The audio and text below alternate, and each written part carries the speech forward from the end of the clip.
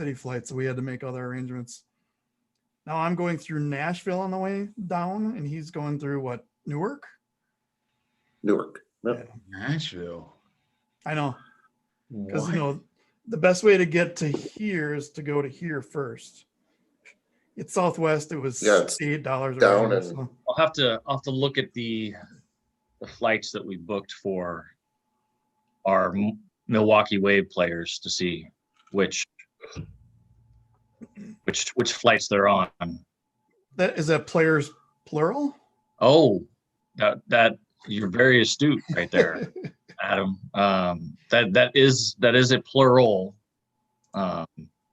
We've only announced one, but there is a plural for sure.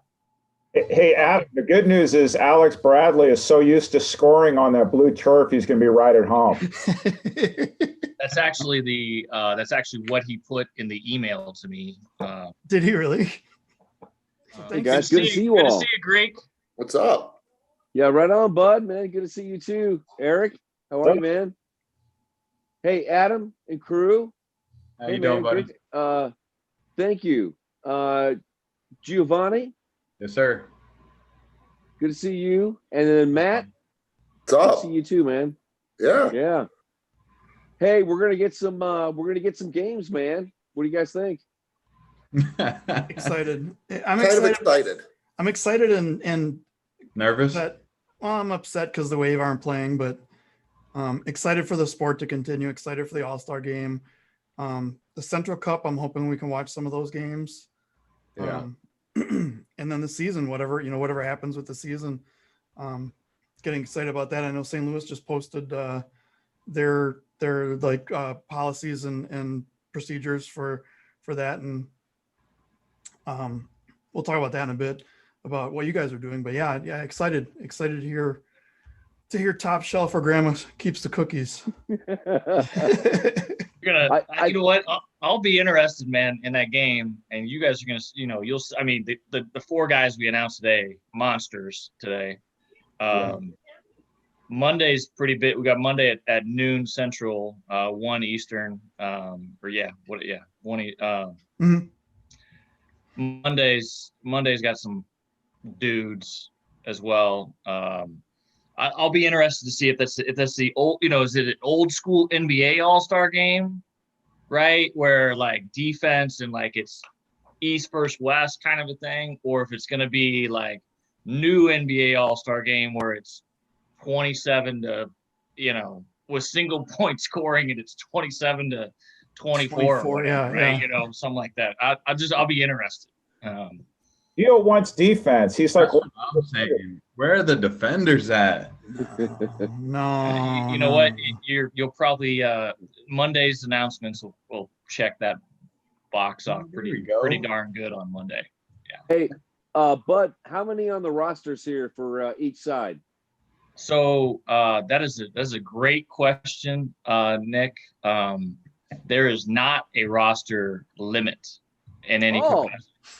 That's Yeah. fantastic. So I will say that it started out as 16 guys, right? It was kind of the thought process, like 15 plus Nick and Leo make 16.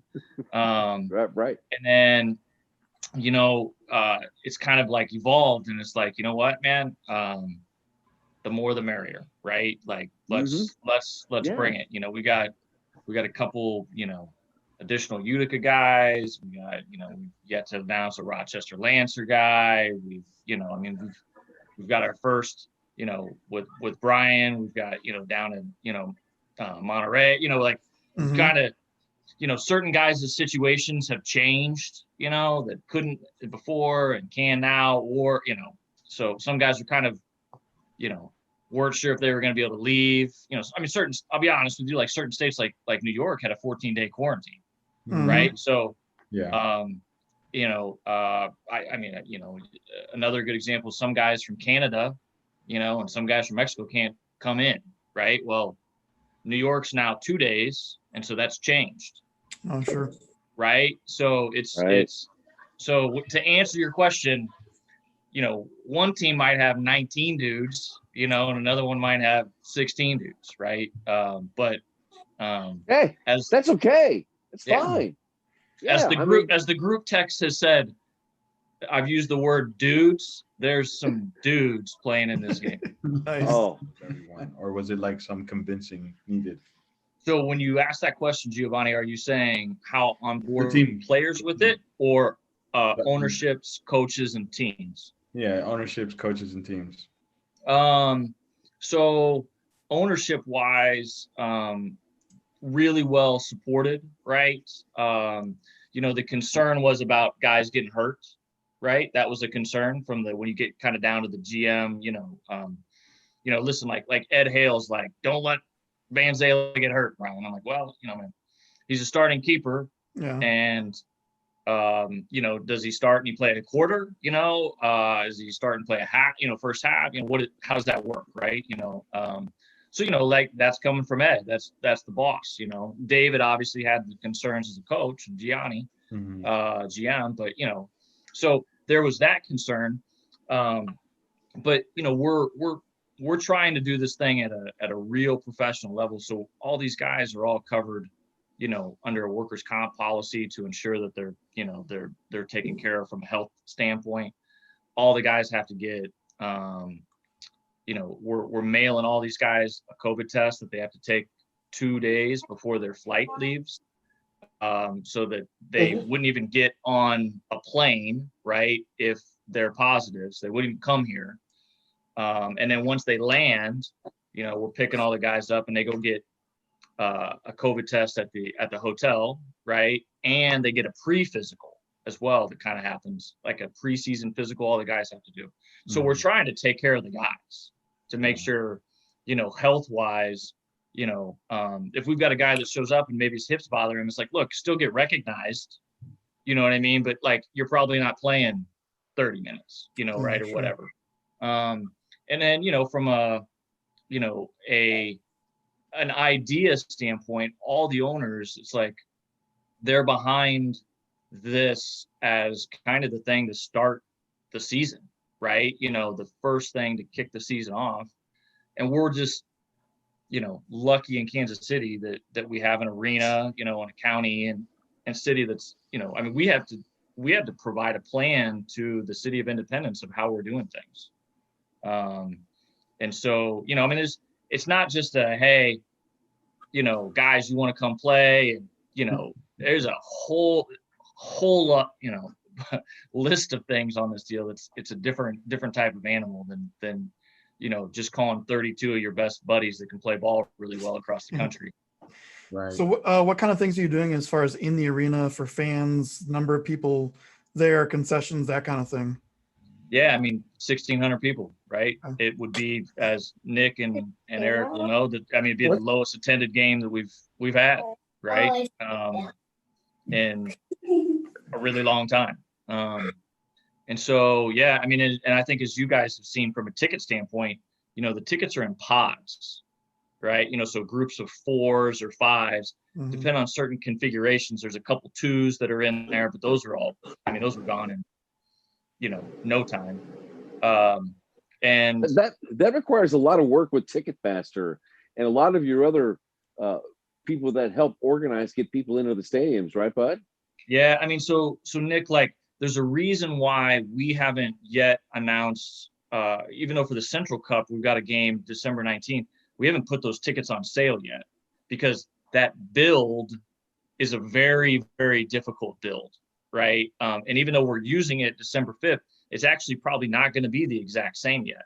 They're going to have to, they've agreed to that on December 5th, but that doesn't mean 14 days later that's approved yet, right? So, the opposing teams have to come into different different entrances. Not even, obviously they're in different locker rooms. They got to come in different entrances. No, the nets for the glass is going to be up all the way around. The net's going to be up all the way around, right? So how many teams do you think are going to do that this year? Those that are going to be able to play, how many are going to, keep the glass up this year? What do you think? I would, Greek, I don't know that there will be anybody that wouldn't, to be honest with you. I don't, now I can't say that, certain teams might not be playing in the same type of arena that you think they've been playing in the past. I mean, you're going to see some interesting stuff on the West Coast. I'll just say that, of where they're going to be playing at. And so I can't say that every place is going to have glass and nets up, because I don't know that the configurations of every, Right. if they were all playing at the places they played last year, the answer would be every single one of them. But I don't know that that'll be the case this year. We Group text, and when we just chat about different stuff and things going on. And I think Nick, you asked about that. This is probably 3 months ago or something like that. Mm-hmm. And I'm an anti-glass up guy on the side, because I love the faces of a 12-year-old kid watching a player balance a ball on his head 4 feet away from him, and then the player walking over and signing an autograph, right? Like, I love Danny Waltman gets done with every single game and gives his gloves to a player on the sidelines. That to me, like, that's the, that is literally one of the most beneficial things about our game, is that interaction. Yeah. And so I'm an anti-glass up guy, but this year that's not an option. Don't forget the 47-year-old kids. Yes, there you go. I mean, one of the best parts. I mean, obviously the sport is the thing, but one of the best things is the after game autographs, which I can't imagine any team is going to be able to do that this year. You guys, we don't know what's going to happen. The Central Cup is something that's a certainty. Okay, so these are ways that we can keep the game in front of people's eyes, and this is going to be really important going forward here over the next couple of months. Who knows what's going on with the season? I have talked to some owners in the league, and they are on calls every single day. They are trying to figure out how they're going to be able to do this. There are some teams that won't be able to play home games this year, in addition to the teams that have already are out this year. So this is a season unlike any other, but we all have to, do what we're doing right now, and also showcase the great players. I mean, Craig Childs, Frank Caillou. Okay, you're going to have those guys at Cable Domal Arena coming up on December 5th. That's going to be an awesome showcase. That's going to be something that people are going to want to see, and we're going to, try to make it as big as we can. We'll try to talk about as much as we can. And these are the kinds of things that the league, hopefully, it'll keep the game in front of people's eyes here. We can extend it through, these cold months here, and then figure out what we're going to do. So, Gio, I'll let you ask the Dantas question. I want to ask the Brian Aguilar question. And I don't want to lead too much into this question, because it's basically trying to answer something else. Is he allowed to get into the country legally? And does he have a visa that would allow him to play for a team legally? He is here right now. Oh, yes. Yeah. So. Oh, he's here? Yeah, he's here right now. Oh, Mexico. Yeah. So, Comets player for 2020, 21? Listen, Coach Leo, is always on the lookout, and, that guy's a scoring machine. Mm-hmm. He finds the back of the net a lot in a lot of big games. So, yeah, I mean, Brian's, he's a big free agent for a whole lot of people, I mean, he'll play somewhere, I'm sure. I don't know where that'll be at, but yeah, we would absolutely love him here in KC.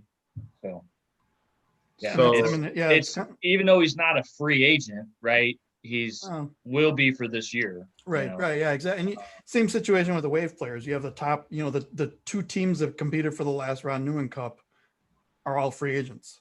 Yeah. And a lot of the Mexican players don't have visas and may not be able to live here. Yeah, that's the difference. Part of it is who's here. Those guys from Monterrey are available, right? Those guys from Sonora are available, but trying to get some guys up and getting their visas, that's a whole nother, ball of wax there. Hey, is it the same thing for guys like Robert Renault and guys from Canada? Is it the same thing, or is it different? Well, so the difference is right now, Yeah, short answer, yes. It's the same thing that the visa issue that our entire league faced, right, last year. Right. And that still hasn't, obviously, with everything being shut down, that has not been resolved, right? So visas are a challenge right now for all our teams. You know, I'll tell you guys from a business standpoint, you know, we in Kansas City, we won't have any visa players on our roster this year. We might have guys that are able to play. I don't want to get too much into minutia stuff, but there's a thing called an OPT that guys can play on. And so that we might have them play under an OPT this year. Lucas Sosa, for example, who, you know, I'd bet my mortgage the kid's going to be top 3 and rookie of the year for the season. He's playing on an OPT this year, and then the hopes are things change immigration wise, and then we're able to get him a visa for next year. And that's, you know, your buddy Matt. So Nick, What number would he wear as a Comets player? I don't know, man. I feel like Brian could almost wear whatever number he wanted to wear, to be honest, except for number 14 for Mr. Gibson, you know, and number right 2 for Gino Schiraldi, you know, but otherwise, yeah, I mean, I think he's, you know, he's got, he could probably choose what he wanted to wear. Hey, I don't mean to steal anything here, but I talked to Craig Elston, voice of the Sockers, the other day, and he tossed around this idea of retiring number 7 for Steve Jungle, the Lord of all indoors. Retire him across the league. What do you guys think about that? Oh, that's a big ask. I mean, it's a good idea, but it's just a big ask. I don't know how many teams would be, especially the teams that were on the opposite end of Steve Jungle. Yeah, but is like in hockey, is there a 99 in hockey? Will there ever be a 99 in hockey? Probably not. So no, but number 7 is 99 in our sport. Right, exactly. Yeah, that's what I mean. So I could see it. So I have mixed thoughts about it. Ask Craig why Jungle wore 21 once for the Sockers, and if he can give you a good answer on that, then you might be able to. Well, explain that a little more, Eric. So Jungle started off, got to the U.S., played for the New York Arrows. There were 2 different leagues, the MISL and the NASL. He winds up getting traded to what was then called the Golden Bay Earthquakes, and then there were a couple teams, including the Sockers, that were playing temporarily in the MISL. They went back to the NASL. He winds up in San Diego, then goes to Tacoma. A long story. Goes back to San Diego, but somebody had taken his jersey by the name of Zoran Karic, who winds up becoming a Cleveland star, right? Jungle was 21 for a while near the end of his career in San Diego. So if the Sockers didn't allow him to stay 7 permanently, why should everybody else, including Lucas Sosa, by the way, give up this? Able to answer that question. That is a hard question. It's just like asking a team to retire that across the board in the outdoor, because that 7, you know, as a young kid, you want to wear that 7 because of so many great players wearing it. So I want to wear 10. Not 7. The players, the young kids that are playing indoor that want to play like Jungle would want to wear 7. So it's kind of hard to ask that. Yeah. Now, I'm not saying any sort of breaking news or anything, but I'll just say, right, that, you know, you make sure I articulate this properly here. Careful. Yeah, I got to be real careful, actually, to be honest with you. I probably open my mouth on something I shouldn't be open. I would say this, you know, there's a path that if you know, people stayed, you know, on doing things they're supposed to be doing, there's a pathway, a potential pathway that, you know, the Wave could potentially play this year. If people, and when I say people, I mean, I'm not talking about Mike Zimmerman, the owner. I'm saying, you know, people. If things were done a certain way, there's a possibility, you know. I jest with Amanda quite a bit, but, you know, her and her husband, they do a lot for our organization. Nice. You know, speaking about social media, I just want to say, like, a shout out to you, to the comments and the Tacoma Stars. Just like the social media you guys have been doing recently, it's like gone from here to like top notch, and just really great work that you guys are putting out. I've been enjoying it, and I'm a fan from here. Yeah, we've been blessed, man. We have a gentleman named Ken Stanley, okay, that is too talented for our league, quite frankly. And but he grew up a Comets fan. I actually coached him. He worked for an ad agency in LA that, you know, handled US soccer, Nike soccer. When the NWSL launched, he was a part of that, designing that package. Small business owner here in Kansas City, and you know, he's incredibly talented, both video, right, and graphically. And so yeah, we're blessed. He does all the all-star graphics. That's him. Nice. Right. And so yeah, we're our social media game is strong, man, because he does a really good job. Yeah. We've got some talented people, man. You got two of them on the call here, right, with Nick and Erik. And we've got, Ken's super talented.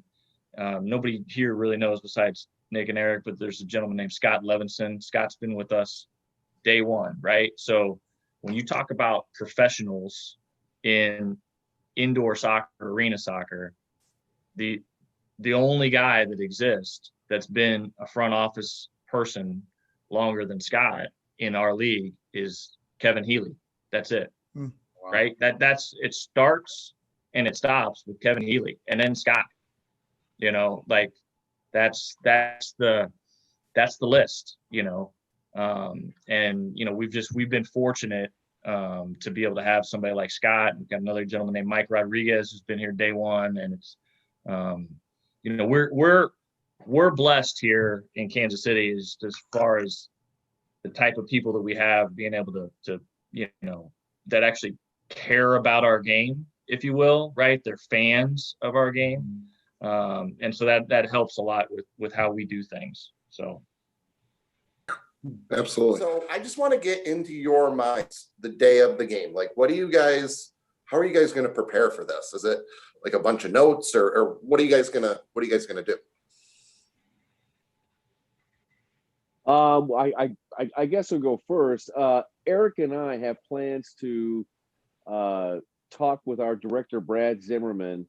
We work closely with Brad and his crew at Cable Dahmer Arena, and we're going to figure out what our capabilities are for the game.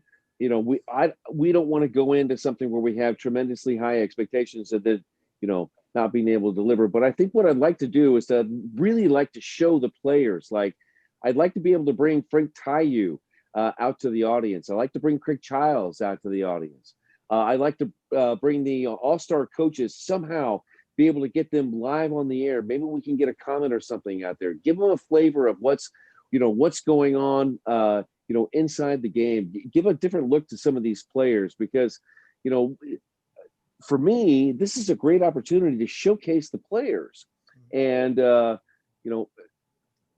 Erik and I are going to, from now until the game on December 5th is when, the whole planning is going to take place. So I know Erik's got some ideas about it as well. And Erik does such a great job of linking the original MISL to the game that we have today. And that's what I really appreciate him on the broadcast. Erik? Well, and I will tell you straight up, going into Color last year, I knew I couldn't do what Bud does because Bud breaks down tactics like perfectly. That wasn't going to be it. And if you watch Nick's game preparation, it's insane. He's got this big poster board where he has everything lined up, positioned by big. Yeah. Doesn't fit on this screen that I'm showing you right here. That big. So I sort of, other than stepping on Nick's toes 3 times our first game against St. Louis last year, sort of finding a place of where do I tell stories and kind of make it fit. And what's interesting about being able to host the All-Star game is we've had, this will be the 3rd one ever in Kansas City. The 83, the 91. I was at the 91 game, but 83 is legendary. If you get a chance on YouTube, check out Stan Stamenkovich's 1983 MISL All-Star goal. It's one of the most famous goals in history. He put our former coach, Kim Rundvedt, on the ground. He put Slobodan Ilievsky, maybe the greatest goalie ever in arena soccer, on the ground. It's legendary. So part of it is context. And I think the challenge, and we talked about this last time I was on, we can't romanticize the missile too much. There are people in other Facebook groups who do that those were the good old days. I think we have to bridge the past and today. And something I think Bud and I would agree, this has become a really technical game. We need to celebrate the technical skills now rather than dream about what was maybe or wasn't 25, 30 years ago. Because my take on the missile, I thought about this a lot lately because I see the haters online.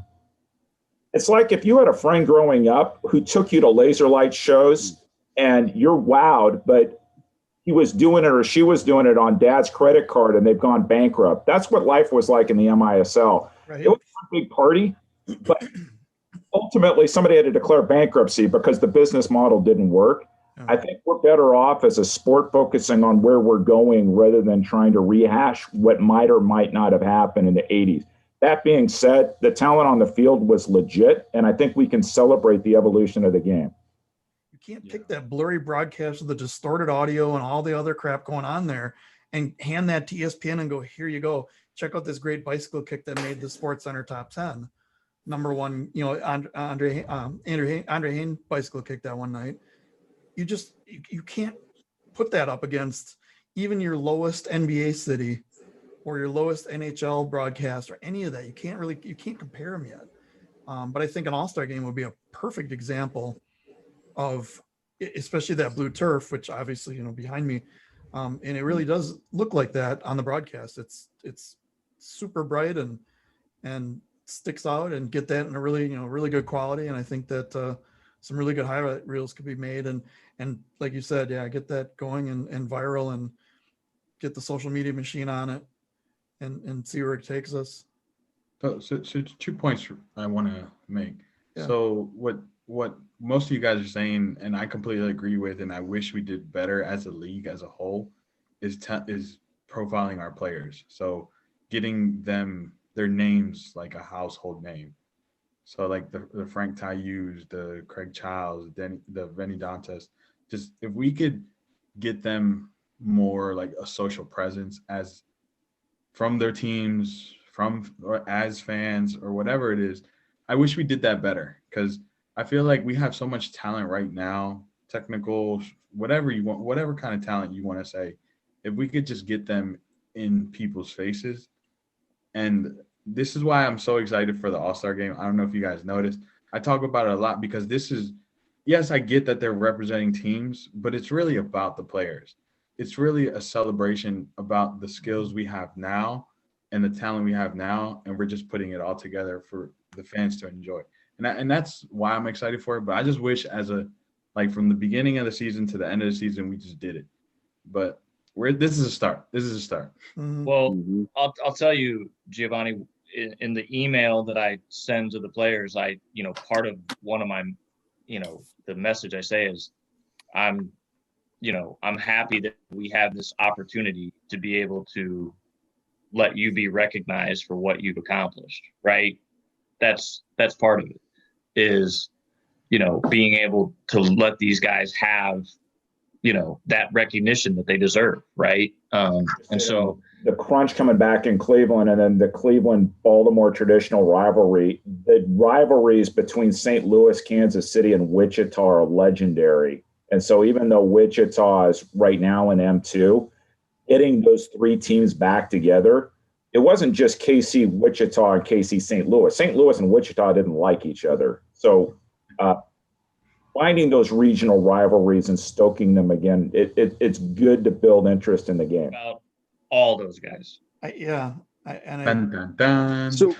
So we think the regular season is going to start in January. Is that what we think? Yeah. The league has made some of the teams playing in December 31st. Yeah, the league has made this announcement saying that some teams may want to retain their annual December 31st game. And I looked back, and the Wave is the only team that's had a regular every year St. Louis is the other team that's done it a couple times, but it hasn't been as consistent. So I'm guessing Right. St. Louis is planning a New Year's Eve game. But yeah, everyone else January. I know January 6th was the date that was thrown around. I know Soccer Sam said before they won't have any games until like that last weekend in January. That was their earliest their arena could open. Now that was a Mhm. while ago. That was when the sun was still shining after 4 p.m. How many teams? How many teams? Yeah, Brian, how many teams? Right. I think all these answers will be as I make a fool of myself saying what I think I'm going to say. I've heard rumors that some teams are out. I've heard some rumors that some teams can't play in their arenas. I think there's 13, maybe 12. It's going to be my guess. Yeah, I would say the same. I mean, if you're, I mean, Monterey, Sonora out, Milwaukee as of right now is out, but could be coming back possibly. I don't know, but yeah, I'd say 13, 14 maybe. Actually, if Are you there's guys saying like per region or wait, hold on. I think it's No. overall. for the whole league, it may be as low as 11. But I'm gonna say I'll say 12 is my guess. Final answer. I don't know if I could agree to that. Yeah. I don't want to agree. How about I don't want to Then agree? don't Who- pick a different I number. don't think we know. I don't think we know. All I Right. know is that if the season were to start today, California would not be able to put anybody inside their arenas. Right. San Diego's arena is not an option anymore. Right. Either is Express. Right. Right. New York, so UCFC, no. Rochester, no. Milwaukee, no. Harrisburg, Milwaukee, no. Harrisburg, 250 max. Yeah. Okay. Kansas City, yes. So St. Louis, yes. let me stop you guys. Just because people can't play games at home doesn't mean they're not going to play in the season. So Right. That's why I can't agree to it. Like you got to pay attention to the fine details, guys. The league announcement said, what did the league announcement say the other day? Minimum of 12 games. 12 maximum games of that didn't 24. specify home or away. Thank you, Yeah. Matt. Thank you very much. Yep. Thank So you. the other thing that I talked to I mean, is there any reason why teams couldn't play in Kansas City and we share our revenue with teams that can't play at home? Is there Right. any reason why that can't happen? right. Is there any No. reason? Look, Nick There- got excited. Is there any reason why the Comets play all their games at home in January and February and they're on the road in March and April? In Utica and Rochester and Harrisburg and Tacoma and Turlock? Nope. Right? Right. There's lots. This is MASL in the box. Right. You got to get out of the box. We're in the when it we're in comes the to your penalty thinking. box we're in the penalty box for thinking. You need to get too out much of the box with your thinking, you know? Yeah. That's what I was saying. See, that's why I couldn't agree to it. So Because at the beginning it's of the not, show, it's not just about, playing in front of, you got to have X number of fans, to be able to play, it's not that, right? Now you've got a lot of smart people trying to figure out a lot of different ways. And, I just gave you guys a couple different scenarios, I think the league is. The But Tacoma we Stars are playing a game December 6th in St. Louis, right. right? Right. I mean, the league is doing that. And I think that's exactly what the league should be doing. And that is getting the players and getting the product out in front of people. Absolutely, in ways that they can safely do it. But, but to ignore the facts, I mean, we have to, figure out a way to do it. And I think the league is doing a great job of trying Absolutely. to keep everything out there in front of people. I mean, Bud, I'm not in contact with you every day, but I know you were on the horn with owners across this league every single day, multiple times a day, trying to figure out what we can do to make this thing happen. I know it, but we're in 2020 in a pandemic, and I mean, it's crazy. It's just nuts. Yeah, Nothing's going to be real. Yeah, and to that point, the pandemic doesn't stop January 1st either. Right? So Right. January 3rd is no different than December 26th, right? There's no difference, right? Those days, and so that's the reality of where we're at is this year is going to look different. Do we want to play 24 games? Do the Comets want to? Absolutely. Are we going to end up playing 24 games? The Missouri Tigers, the Wisconsin Badgers, Yeah. the LSU Tigers, Right. the Miami Marlins, those guys didn't, right? I mean, I could probably reel off 8 baseball teams that didn't either.